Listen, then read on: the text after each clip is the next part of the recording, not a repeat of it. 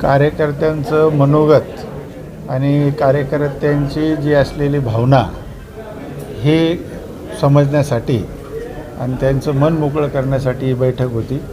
कार्यकर्त्यांमध्ये असा सूर मला समजून आला की येणाऱ्या निवडणुकीमध्ये अंबरनाथ मतदारसंघ हा भारतीय जनता पक्षाला मिळावा आणि त्या अनुषंगाने जवळजवळ आमच्याकडं 4 ते 5 उमेदवार उत्सुक आहेत आणि जर भारतीय जनता पक्षाला उमेदवारी मिळाली तर आम्ही नक्कीच या मतदारसंघामध्ये विजयी होऊ.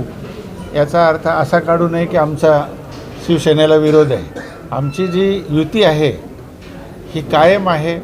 वरिष्ठांचे जसे आदेश असतील ते आम्ही पुरेपूर काटेकोरपणे पालन करू. त्याचं आम्ही आज वरिष्ठांकडून याची मागणी केलेली आहे. मग काय निर्णय येतील त्याप्रमाणे आपण बघू.